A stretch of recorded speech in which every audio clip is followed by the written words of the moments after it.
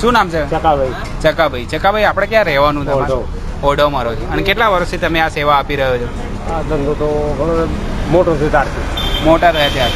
અને આપણે આ ધંધો કરીએ એટલે આપણે તમારે કેટલી કમાણી થઈ જાય છે? તમને 200, 250, 300 તમને મળી જાય.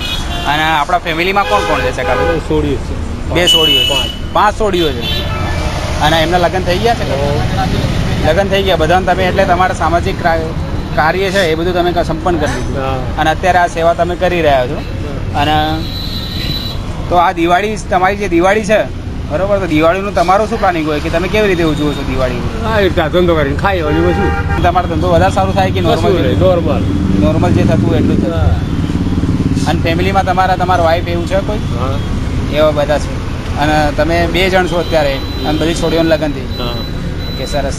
અને કયા વિસ્તારની અંદર તમે આ સેવા આપો? હા, તો બધે ગમે તો ફરીએ. ગમે ત્યાં તમે? કોઈ બી એરિયામાં.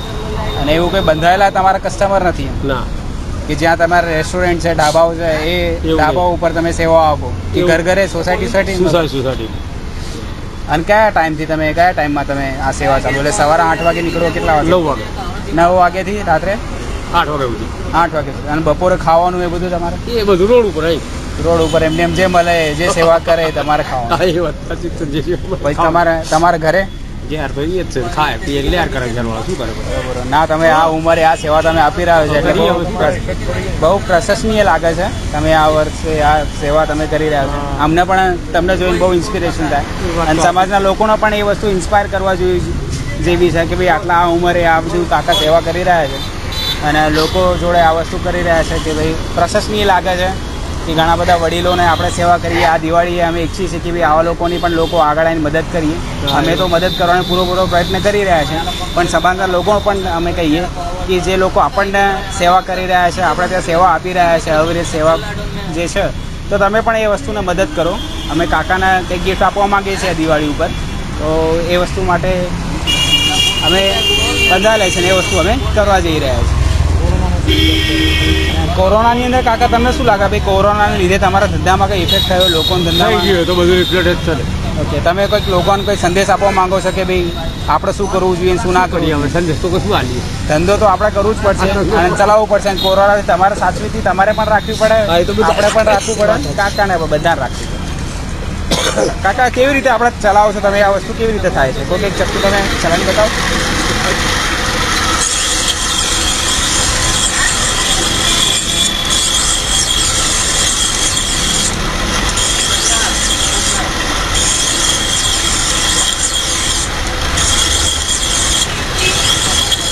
કાકા આ ઉંમરે પણ આટલું બધું ઇન્સ્પાયરિંગ કામ કરી રહ્યા છે.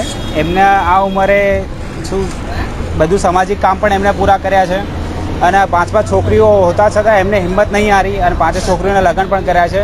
આજે આપણા સમાજની અંદર લોકોને જોઈ રહ્યા છે કે જે જવાની અંદર હિંમત હારી રહ્યા છે, કશું કરતાં પહેલાં ખોટા પગલાં ભરી રહ્યા છે. તો એવું બધું ના કરો, કાકા જોડે ઇન્સ્પિરેશન લો અને તમે પણ હિંમત ના હારો અને સેવા કરો અને પોતાનું જે કાર્ય છે એ પૂરી નિષ્ઠાથી કરો એટલે બધું પ્રભુ પણ તમને સેવા આપશે અને તમે સેવા કરશો તો તમને મેવા મળશે. એટલે કામ કરશો તો તમને ફળ મળશે અચૂક. કાકા, આપણે તમારે શું પહેરવાની આજે ઈચ્છા છે કે તમારા જે પહેરવું પહેરે. તમારી આજે ઈચ્છા છે એ પૂરી કરીશું આપણે. તમારે જીન્સ પેન્ટ પહેરવું છે? જીન્સ પેન્ટ પહેરે છે. જીન્સ પેન્ટ પહેરવું છે, ટી-શર્ટ એવું કંઈ નક્કી છે કરેલું? ના, તમારી ઈચ્છા જ આવે વગર. એવું છે. ના, તો આપણે તમને નવા કપડાં આજે અપાઈએ.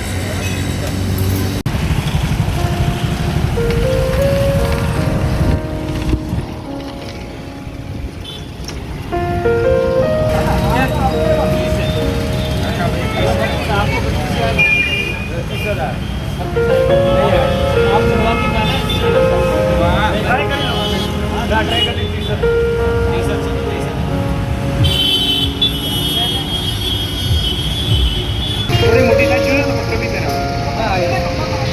તમારું આપી લો ને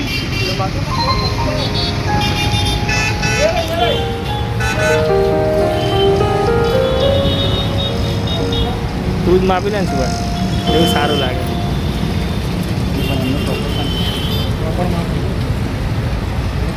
બત્રીસ કાકા તમારે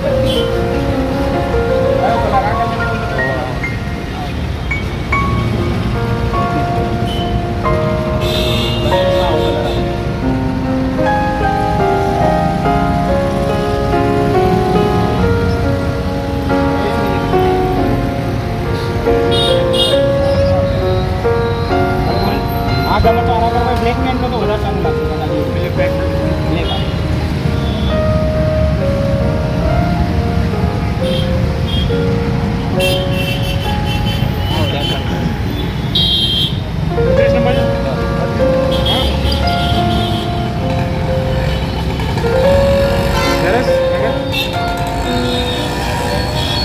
CVS ટીમ તરફથી અમે દિવાળી નિમિત્તે કાકાને શુભેચ્છા પાઠવી છીએ અને આ જે કપડાની જોડી છે એમને ભેટમાં આપી રહ્યા છે હેપી દિવાળી કાકા.